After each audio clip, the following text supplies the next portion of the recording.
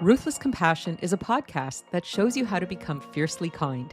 I'm the host, Dr. Marcia Sirota, and in each episode, I get into it with experts and regular folks about the things that get in the way of what we want. Things like addiction and mental health, isolation and loneliness, difficult family and work relationships, and the importance of self-care. I want to help you overcome the obstacles to living your best life, and I want to inspire you to become a powerful kindness warrior. Jeff DeBoer, RCA, ASA, is a Calgary-based multimedia artist with an international reputation for producing some of the world's most original and well-crafted works of art.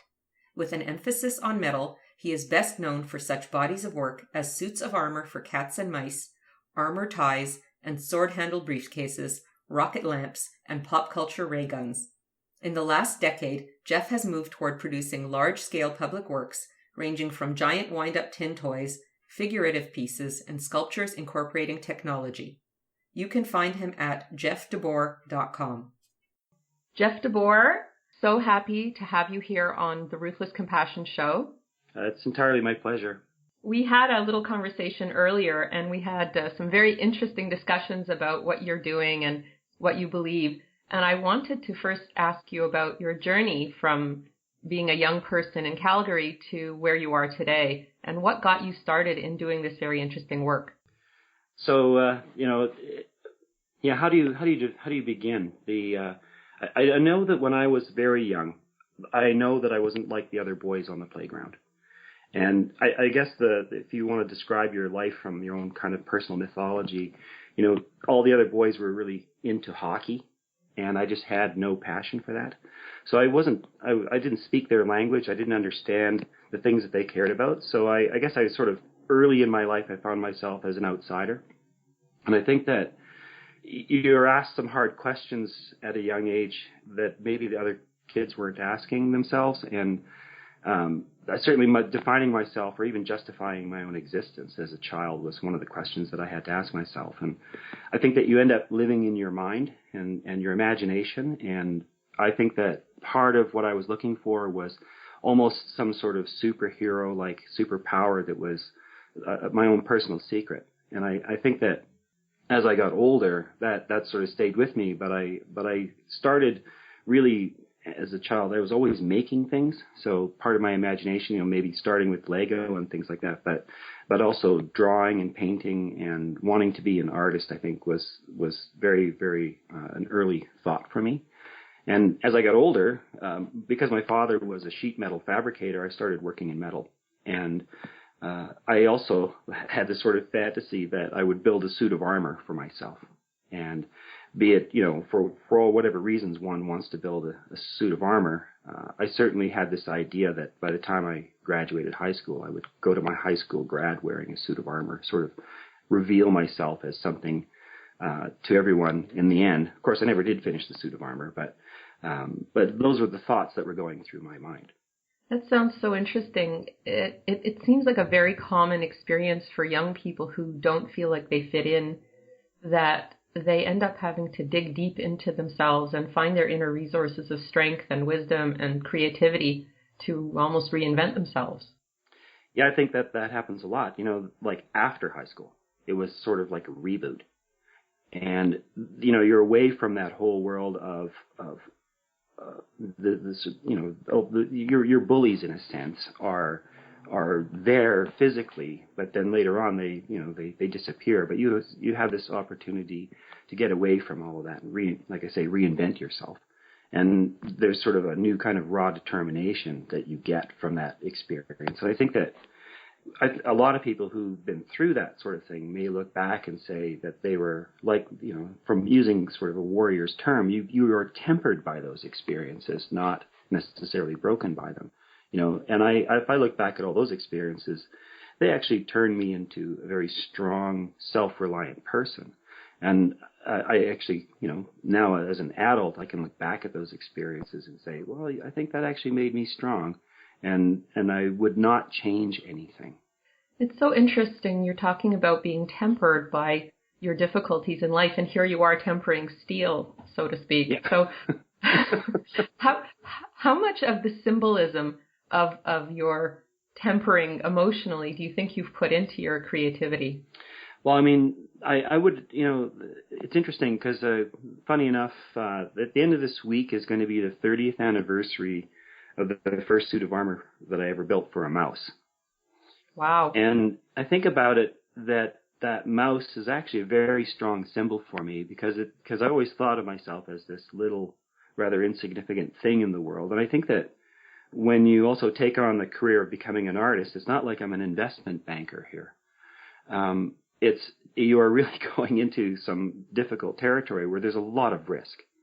And the way that we manage risk in our lives, either emotionally or where we're afraid of taking chances in our lives, like certainly becoming an artist is a very risky occupation. But the idea of armor, in my mind, is it's not worn by someone who is hiding. It's worn by someone who's taking action. The suit of armor gets you into a hostile place to perform a heroic deed, and maybe it's the hero's journey. And you can't just put armor on anyone. You have to know how to use it, when to use it. There's a certain amount of discretion. There's a certain amount of training required. I think that armor is a form of preparation for a future, and giving us the ability to go into dangerous environments and perform tasks or slay dragons, so to speak. And I think that each of us have to choose our own dragons and becoming dragon slayer in our own world. But you cannot just slay a dragon. You also have to do some kind of preparation. And I think it's the preparation that turns us into the hero, not actually not slaying the dragon. It's getting ready to slay the dragon. That's the journey. So you mentioned the hero's journey, and how much do you think the hero's journey is like the artist's journey? I use the hero's journey all the time to describe the career of an artist because, again, I think even like my own childhood, the hero in my mythology is that misfit that doesn't quite fit into the village. And there is always this metaphorical problem, the dragon, and it's outside the village. And it's everybody's cause for misery, or everybody blames the dragon for their lack of success or whatever it is. And it's the hero who's at the beginning of the story actually is willing to sacrifice himself to attempt to kill the dragon. And it's once they have made that personal sacrifice, in a sense they've already killed themselves before they even leave. That's when the villagers step in and offer up all the swords and shields and armor that he's going to need, because there they see the person where they can place their resources risk-free. So if the hero succeeds, then the villagers can say, well, they succeeded because I gave this person the sword or I gave this person the helmet. But if they fail, it's because the person failed. And I think for artists, it's like that. If we declare we're going to produce a work of art or do an exhibition, the villagers will give us the resources if they believe in us. But if our exhibition is good, then they can take some of the credit. But if the exhibition is bad, the artist takes all the blame. It's really a very interesting idea. When you were talking, I was thinking about the concept of the victim versus the warrior, and how the victim blames other people for their misfortunes and how the warrior takes responsibility for themselves. How would you see the role of the warrior being part of being an artist? Well, I think that, here's another example is, I always think of, there's sort of the Yojimbo, which is the Japanese samurai who goes around from village to village and rescues villages. Sometimes I get this opportunity. A good example is I'm working on 2 very large sculptures that will be permanently part of the new Calgary International Airport. And, no pressure. It's just a $1.4 billion building. And wow. You get to be the cherry on the top. And there's going to be 5 million views a year of this sculpture. So you have to find a balancing point. Like, you have to create something that everybody wants. Like, the airport wants me to solve their problem. So there's a huge responsibility to not just make something that's lasting, but something that is meaningful to the public and also meaningful to the art world. So you're walking down a razor's edge of trying to make something for everyone. And at the end, hopefully it's good. But if it's not good, it's too late. So every time you produce a project, if you're successful and it's a good project at the end, then there's a certain amount of accolade. But if it's a bad project, it's almost a career-ending moment every time. And career ending is a sort of almost kind of like an artistic death you could suffer. So like a warrior, everything we do and the decisions that we make about what we're going to do, what's worth doing, is kind of an artistic and emotional life and death situation.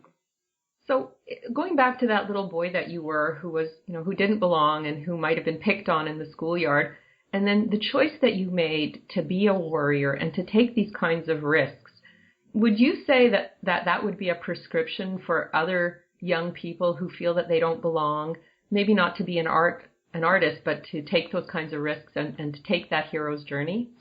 Absolutely. Artist is just one facet, perhaps, of what makes a warrior. It's just one. Each of us have what we call our own personal abilities or talents. What makes you happy? Or where are you fascinated? I think that, a warrior goes to become a scientist. A warrior could be an accountant, to be quite honest. What I think is that when we think about what we're going to do with our lives, there's a couple of things. One is, if you're not sure what you want to do, the least you can do is make a list of the things that you don't want to do.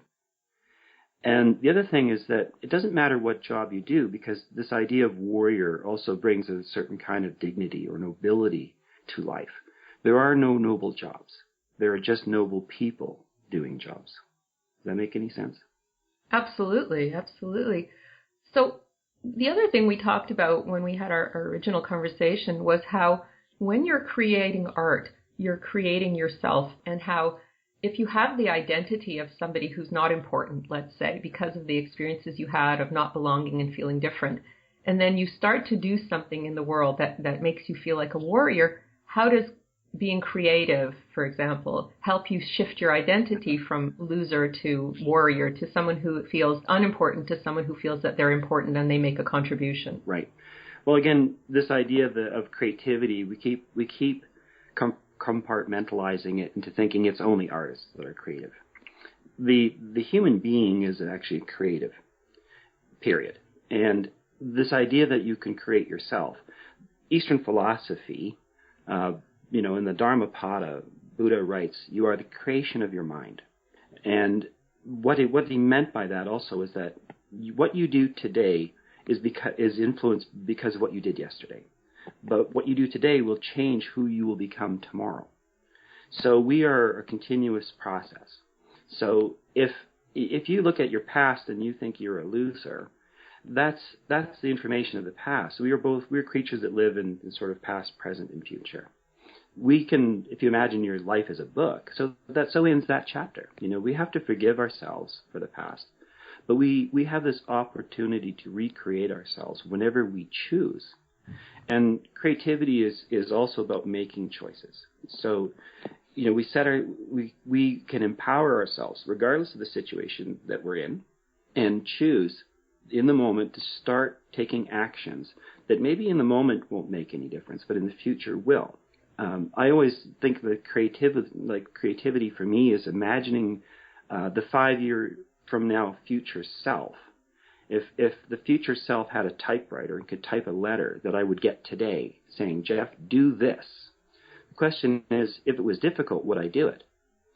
And I think that we have to use this kind of imagination, that we're giving ourselves messages from our imaginary selves of the future and acting on the advice of ourselves, if that makes any sense as well.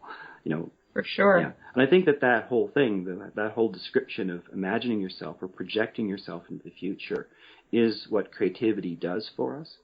And certainly artists, and visionaries do that very well. But that's not just for artists. Everyone can do that.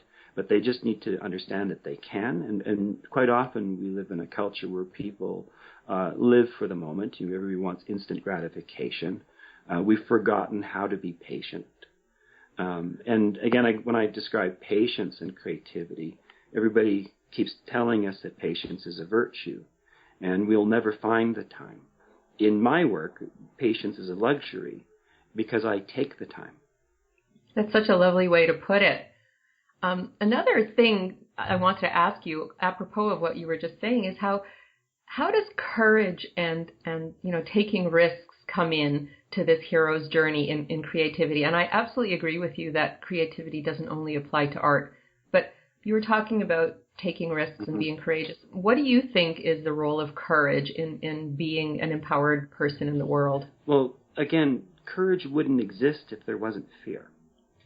Courage actually exists, it's action in the presence of fear. If you're not afraid, you're a fool, or insane, or something like that. If you're emotional, if you're concerned, if you're fearful, you're healthy. It's taking action, because quite often fear freezes us. And again, we don't live in a culture where we understand these kinds of ideas. And all of us, if we want to make a change in our life, we are going to be afraid. There's just no question about that. And nobody's saying you have to go 110% and become a perfect resolution of that task. You don't have to slay the dragon perfectly. Sometimes we only need to wound the sucker. And despite that you're afraid, pick up the sword and give it a swing at least. And then you can at least know that day you did that much. I always like this idea of certainty. We're afraid that something bad's going to happen to us, so there's a chance that something might go wrong.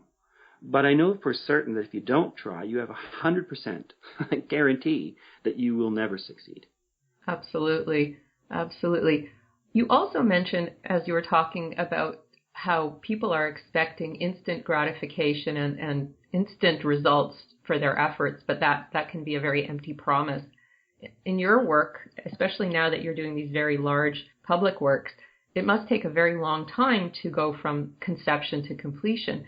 How do you see putting in time and energy and effort and having the long view? How does that relate to your vision of the hero's journey? Well, again, I think that if you're going to take a journey, you should actually plan, right? You don't just you may need provisions, let's just say. When I have a concept, an idea, people actually really like to come to the studio and have a beer and hang out and laugh and be creative and throw out all these crazy ideas. And that's such a very tiny moment in the creative process. After that, unfortunately, it's pure logistics. Now we have to do what we call a design development. We actually have to do things like blueprints. We have to source out materials, cost things out. We have to plan. The reality is, and then after that's just fabrication. The creation of a sculpture is what we would call, just for the most part, a lot of project management. And there's always the saying, well begun, half done. There's at least a third of the expense of creating a work of art is actually the planning process. If you do not have a good plan, for a perfect example is this is kind of reality. There was a day when I was in the studio and I had 17 people working for me. Well, what's this costing me every minute? If I'm not well prepared, I can spend a lot of money in one day getting nowhere. And it's not just the art here that's being produced and the quality of the art, but things can get expensive very, very quickly if you're not prepared. And yet, if you're prepared, though I have 17 people working for me, and every minute is very expensive, at least I know that every minute is going in the right direction. And maybe that's even a metaphor for our own lives, is every minute of our life matters. So if we plan our lives a little bit, if we think about our lives a little bit, if we are well begun before we start our own lives in our own sense and are willing to actually act on our plans. It's one thing to write down, I should do this. It's another thing to do it. But giving yourself your own sort of guide map for your own journey is really important. I think taking a moment of reflection before we move is a very good skill for life. I absolutely agree with you. And I wanted to also bring up again the idea of the quick fix and the instant gratification, because it sounds like for you at least, you really are investing a lot of time and a lot of energy in creating these important pieces of work, and you're not looking for instant results or instant satisfaction. You're happy to be patient and wait for the final project to be unfolding and to be revealed. And I wanted you to comment on how you see instant gratification and looking for instant results as opposed to putting time and energy and planning into creating a work of art or any kind of creative project. Yeah, again, instant result. My goodness, there's nothing worse than having an unresolved idea on a Friday afternoon. I hate that. If it's Friday afternoon, I'm struggling with something. It's really hard to put it down and go home and try to enjoy your weekend. That's one of the realities. I think that's what people are. If you talk about being afraid, people don't like to wait for glue to dry. If they spray paint something, they want to pick it up right now. Because I was teaching in the jewelry department, there are students who will polish a piece of jewelry because they want to see it shiny right now. But this is not the right time to do that. You need to do that at this step. Again, when I think about patience, people keep thinking that patience is, again, a virtue. And it's a psychosis. It's a cultural thing. We all, be patient. It's virtuous. And again, I think it's because society wants us to have an instant gratification. I think that use your credit card, get it now, have it now, enjoy it now. Have 3 vacations to Mexico this year, like everybody else. And everybody thinks that the other person is getting everything sooner than themselves. And in reality is that's not true. You're going to get everything in your life if you step off that bandwagon. If you just sort of slow down and look at things as they are rather than how people tell you they are, you'll see that everything's happening at a really lovely pace for you. Relax. Everything will come in its time. And the other thing is it's better to be patient in a sense as a luxury, because when these things come, then you're going to appreciate them. We don't always appreciate the things we get right away either. And I think it's not that we don't enjoy the things around us as much as we think we should. It's just that we've put ourselves in a situation where we don't appreciate the things around us the way we should because we want them now. And, again, if you've had a terrible day, then you know what it feels like to have a good day. I'm miserable. Well, misery is actually going to allow you to feel joy at some point because it's the opposite, of we always generate opposites. You cannot be ecstatic, happy every day. That's just not the way it works. And if you were, you wouldn't even know what happiness is anymore, because if that's all there was, then it would become nothing and meaningless.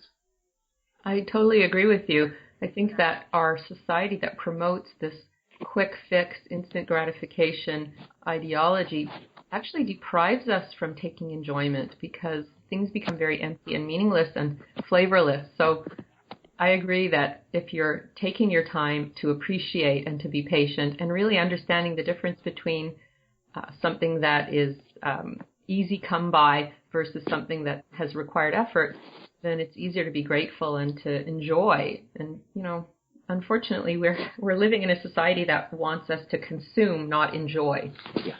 And I always think everybody should be, it's a nice mental exercise. Everybody should have. My suit of armor that I was building in high school was my personal top secret project. But regardless of what was happening in my day, I always knew that was there. There would be these moments where I could sneak away from the world and spend a few hours in my personal world working on my personal project. I think everybody should have a personal project that they're working on that's going to take them 1 decade. So whenever you have a minute, you just slip away and you work on this top secret, wonderful thing. And whether you ever show it to someone or not is not important. But what happens when you have something special in your life that you're, from an artistic perspective, that you're working on, is that you just feel better. No matter what happens in the day, in the back of your mind, you have this special, wonderful thing happening in your life. And that it's not about getting it done today. You've given yourself a psychological place for love, joy, creativity, and very slow, patient progress on something. There's a thing in Japan where these people get these body tattoos, and they spend decades, but they would never show anyone this body tattoo. The tattoos right up to their neck, but they're always wearing shirts or clothing. And there's this sort of philosophy that someday they will finally take off their robe and reveal this tattoo. But no one will see it for the 2 or 3 decades it takes to create it. And I think there's something interesting about that. From a sort of philosophical and psychological perspective, they have their superpower that they're creating for themselves slowly over time. Yes, it's that slow developing process that is meaningful and fulfilling, as opposed to this instant quick fix that is very ungratifying ultimately. Yeah. Well, my thing about learning something, again, philosophically, if you meditate and you have a sort of a spiritual awakening, that's all fine and dandy, but it will take you a decade to integrate that into your life. Having experienced something momentarily is one thing, but getting to a point where you're past novelty, you can say, oh, I had this experience, but that shouldn't be extraordinary for you. If it's extraordinary and it's, like a lot of people who do yoga, I don't know all the vocabulary is in yoga, but they like using the vocabulary of yoga, namaste or whatever, because they feel special for using special words. Integration means that you stop actually using those words. You don't need to use special words in front of people to appear special. Integration is when you settle down to something and it's no longer special to you. If you are the thing, it becomes your new normal. If that, that's I think we should aspire to normalize joy rather than think of it as something extraordinary and inaccessible.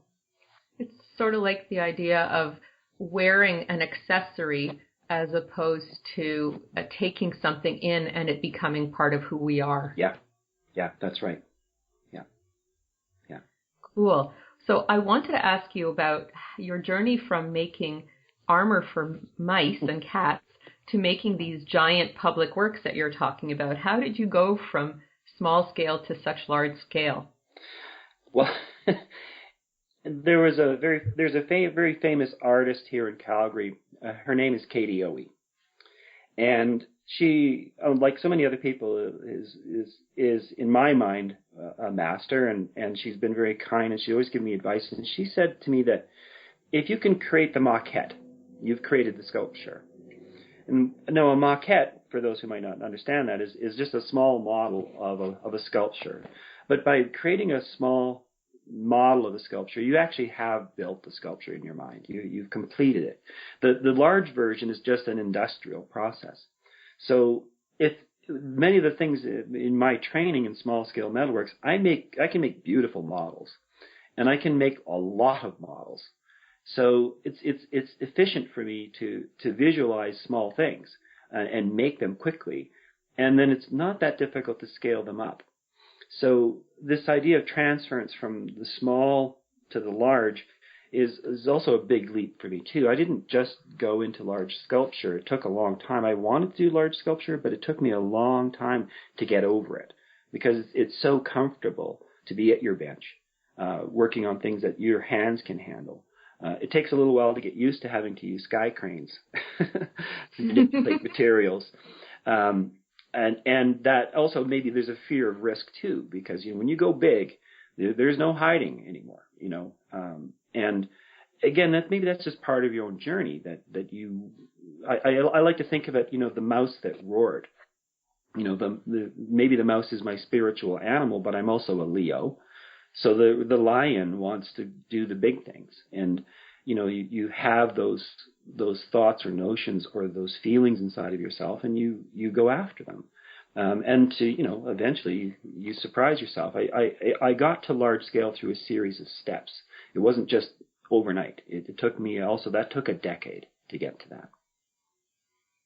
It sounds like a really very integrated process of discovering that you have met a certain challenge and that you would like to meet a new challenge, and you try something, you achieve it, and now you want to try something a little bit bigger and take another risk. And it reminded me of my thoughts about boredom and how when we master something, we become bored, and then we get that itch and we feel like, okay, I've done that, now what? Well, funny you mentioned boredom. A friend of mine, his kids were saying, "We're bored, Daddy." And his response, "Kids, you're not bored, you're boring." So when we get bored, it's because we've stopped changing the game, As soon as the game gets normalized, I guess, or as soon as you're no longer satisfied with something, that's telling you to move on, As soon as you're feeling boredom, that's it. It's time to get up and do something, right? It's a symptom of something. It's not something that's happened to you. It's something you've also caused. So if we keep moving forward, in a sense, we never get bored because we keep crossing over new territory. And I think that's the exploration tendency of humankind anyway. I mean, that's why I personally would not want to go to Mars, but I'm sure for the most part, once you're there, it's not going to be boring. Definitely not. And this role of being challenged as a person, obviously for you, you're taking on a big challenge doing these public works, but what can you say to people needing the role of challenge in their life in order to grow and evolve? Well, again, here's maybe there's almost a mistake in using the word challenge too, because if we say the word challenge, then sometimes that's something we have to get up. So it's like saying, I need to exercise every day. I'm challenged by this. It's kind of hard to get up every day and exercise. It shouldn't. It's in our heads. We keep telling ourselves that we need to go do this difficult thing. We keep thinking it's a dragon. But what if there was no dragon? What if all of these things were gone? What if this problem did not exist? Would you suddenly be happy?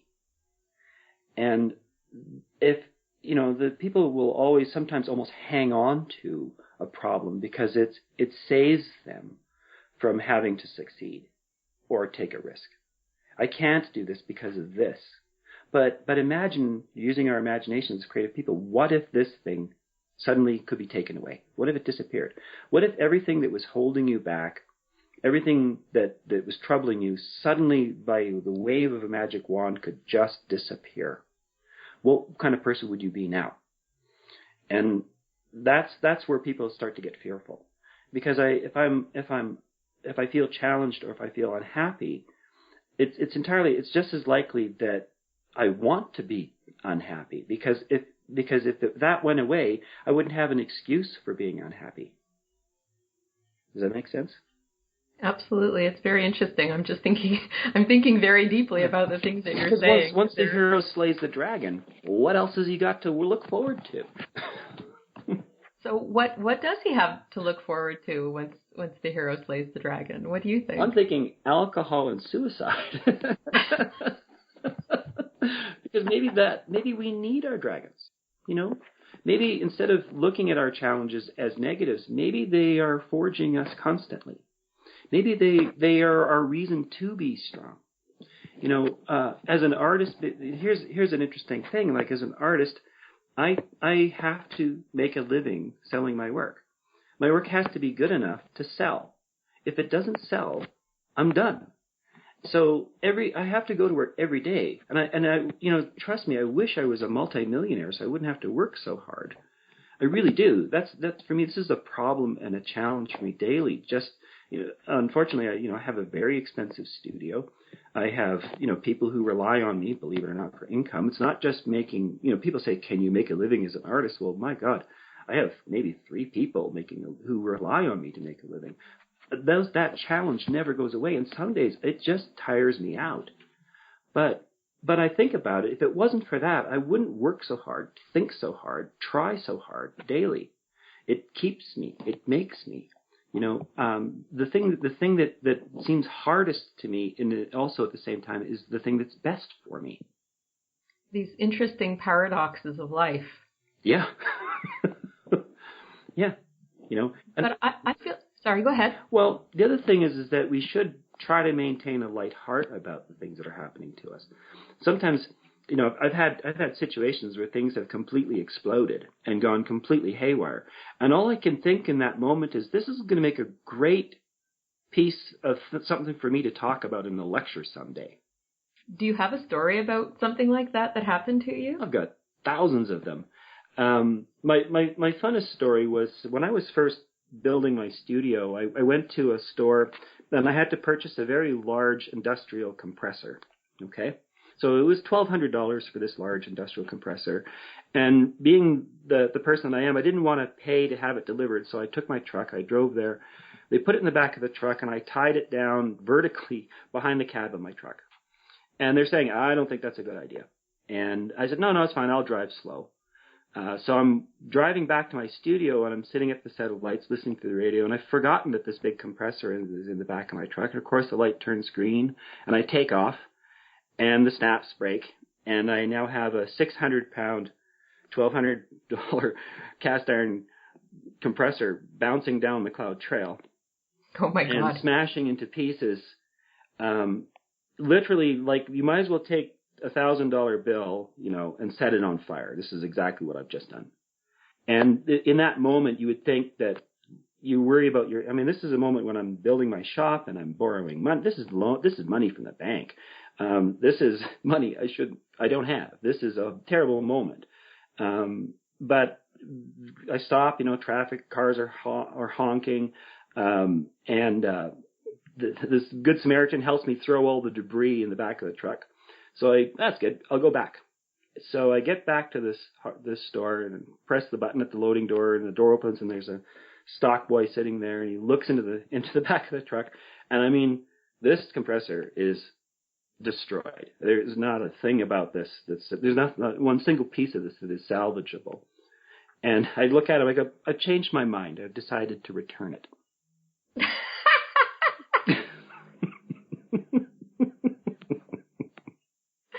Oh my goodness. So, if this is a chapter in my book, I can determine the final line. I can determine the punchline of my own life. And having sort of the sort of presence of mind or detachment to turn a negative thing into a good story. We have that chance. That, the other thing is, we always think of enlightenment as this stoic thing. Enlightenment is this monk sitting freezing on some mountain vista. But enlightenment means lighten up. For sure. Right. Well, you were talking a little bit about transformation. At least you didn't use the word, but I heard it in the context of what you were saying. And how would you see the role of transformation of self or transformation of materials as part of the hero's journey? Wow. It is a interesting thing. If you think of somebody like Einstein, who used his imagination to visualize before he wasn't actually the greatest mathematician. He used his imagination to do what he called thought experiments. And from that, he changed everything because he came to these realizations. When I think about our own personal transformation, I'm not, these things that I'm creating, a perfect example would be my favorite material, which is steel.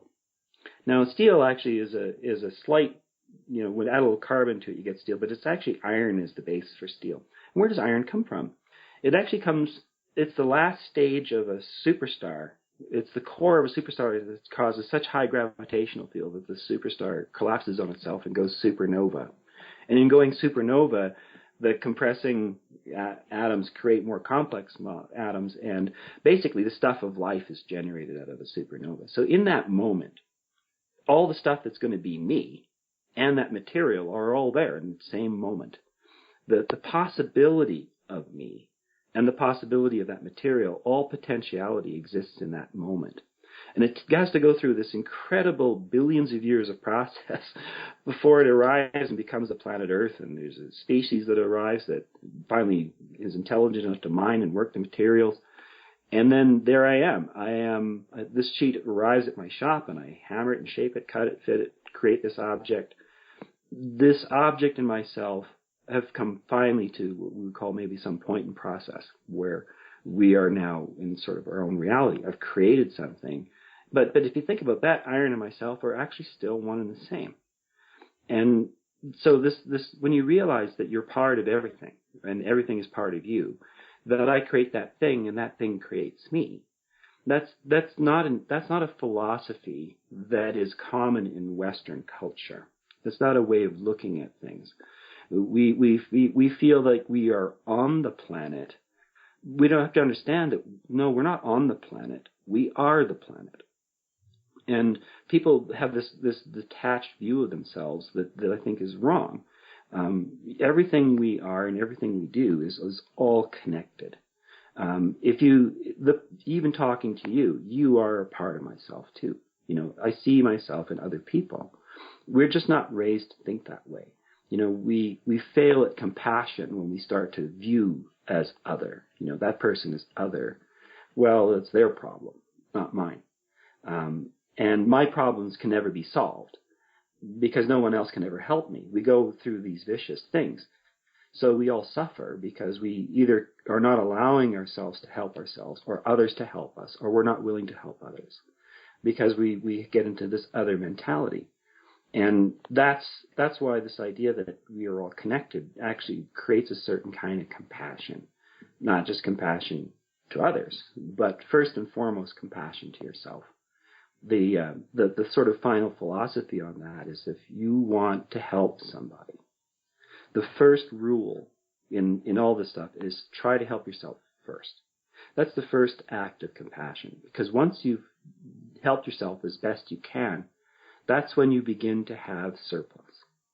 And we use our surplus to help others. But not helping yourself or not being compassionate to yourself first, you'll never be able to really truly be compassionate to others. It's like you're filling up your own inner resources and then the overflow goes out to other people. That's right. If everybody, just hypothetically, one day could suddenly all help themselves, we wouldn't need to help anybody. That's right, because we're all taking personal responsibility for filling ourselves up, and then everyone is full. Yeah, all problems would disappear. And then we're all just sharing with each other. Yeah, and then we can go and do some really cool things. Absolutely. Well, you were talking about transformation and how the object is transformed through the eons of time. You're transformed throughout your life, and then you meet the object, and you are transforming the object as an artist, but the object is also transforming you through the process of doing art. So it's a very mutual process, it seems, when you are doing art. This transformation that's happening on a parallel level and then on a mutual level back and forth. Yeah, if it doesn't make your brain hurt, isn't it lovely to I'm so lucky that my work allows me, and I'm expected to think this way.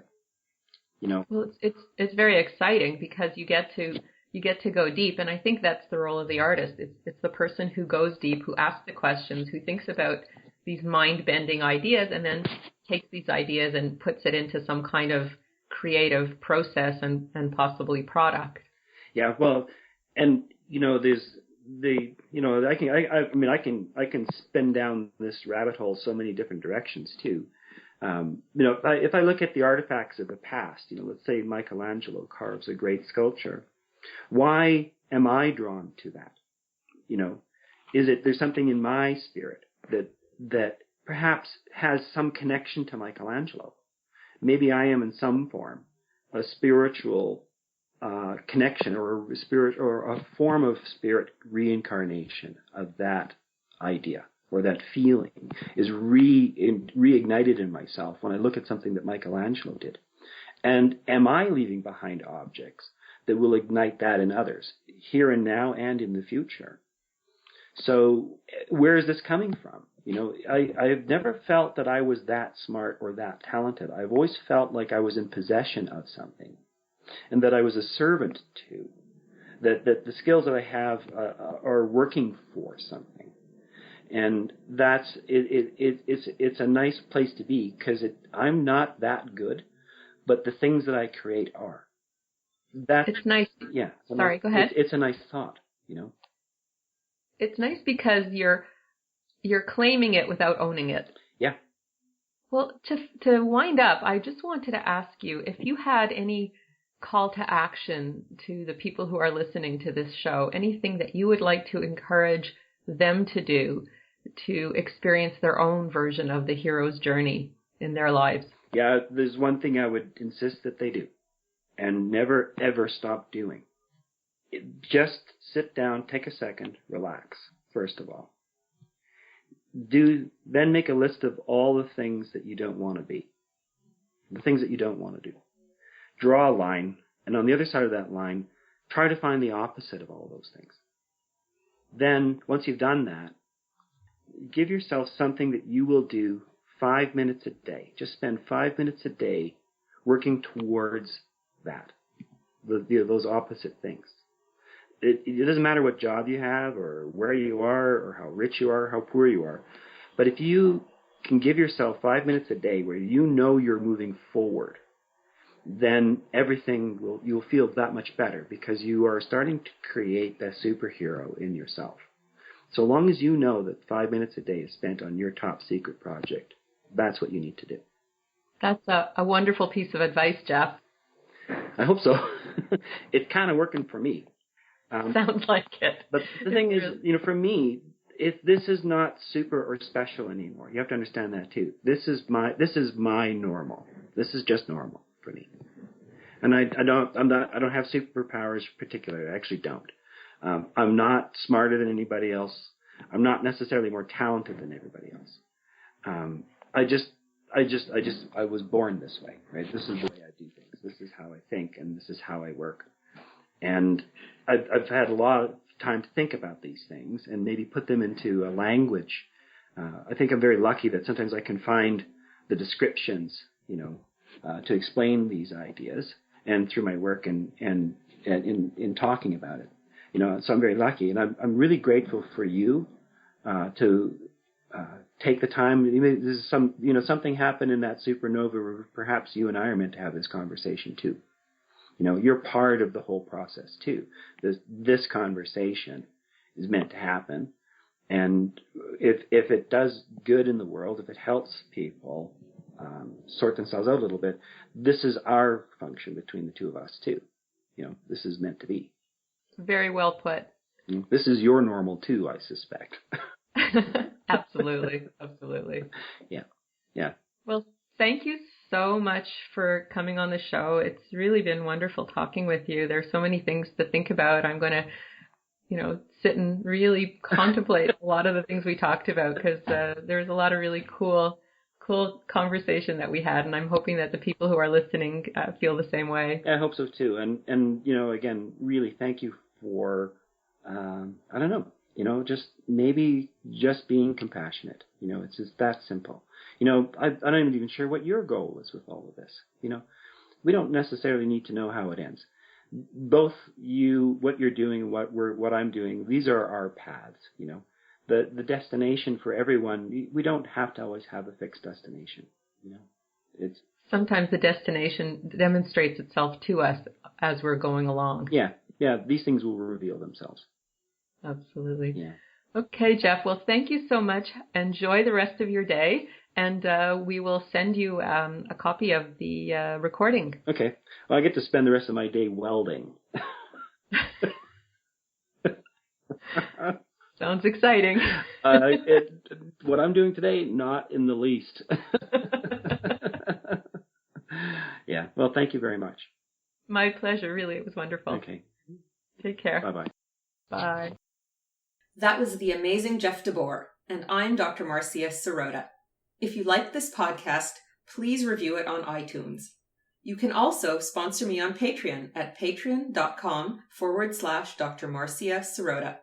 And you can also sign up for my newsletter at marciasarotamd.com.